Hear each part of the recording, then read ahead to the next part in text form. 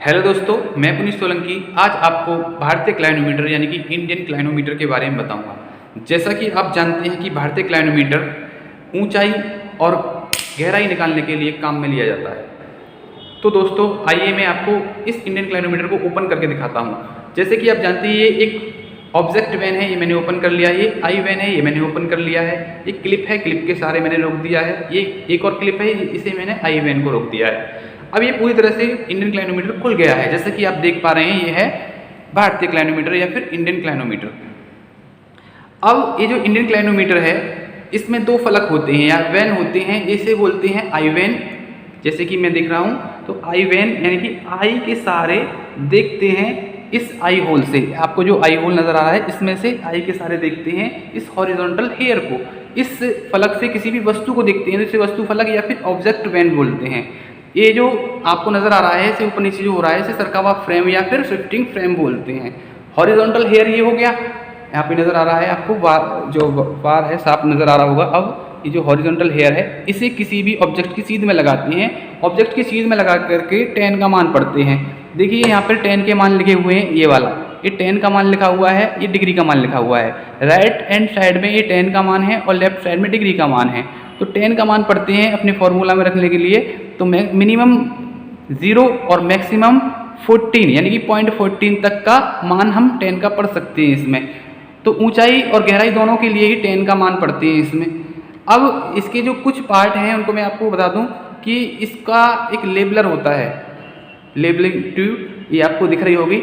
ये इंडियन क्लाइनोमीटर को बिल्कुल लेबल में रखा जाता है, वरना ये आपकी जो रीडिंग है ये गलत कर देता है। इसके अलावा ये लेबलिंग स्क्रू है, इस लेबलिंग स्क्रू के सहारे इस लेबल को सीधा या समतल करा जाता है या लेबल करा जाता है। इसमें नीचे की साइड में रॉबरी बटन है, 3 रॉबरी बटन है, 1 2 3 ये रॉबरी बटन है।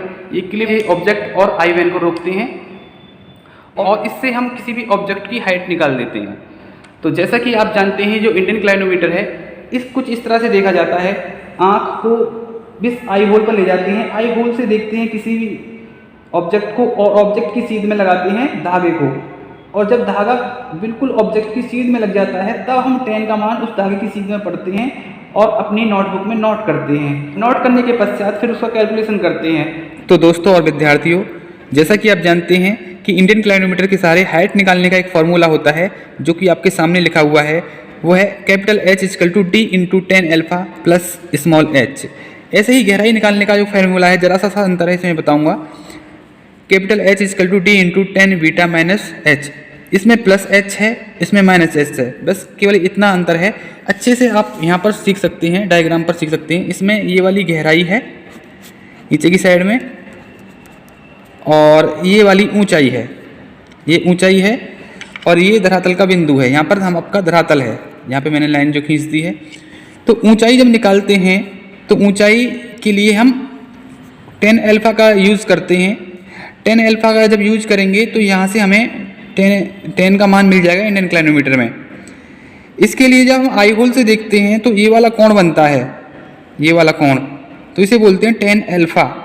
तो हमारी जो हाइट निकल के आती है, अगर प्लस स्मॉल h ना हो तो हमारी हाइट कहाँ से निकलेगी? जहाँ से हमारा आई होल होगा। तो इसलिए हमें हाइट चाहिए होती है वास्तव में सरफेस से। जब हम सरफेस से हाइट देखेंगे तो हमें प्लस स्मॉल h करना पड़ेगा। इसलिए ये जो दूरी है आई होल से सरफेस तक की दूरी हम प्लस कर देते हैं। और हमें गहराई भी चाहिए, सरफेस से चाहिए, तो गहराई भी निकल करके ऊपर से आएगी, तो इतनी ही फालतू आएगी, तो उसको घटा देते हैं। दोस्तों एक दिन मैं आपको यह प्रैक्टिकल करके भी दिखाऊंगा, जिससे कि आपको सिंपली पता चल जाएगा कि किसी भी ऑब्जेक्ट की हाइट कैसे निकालते हैं। तो आज के लिए इतना ही, थैंक यू।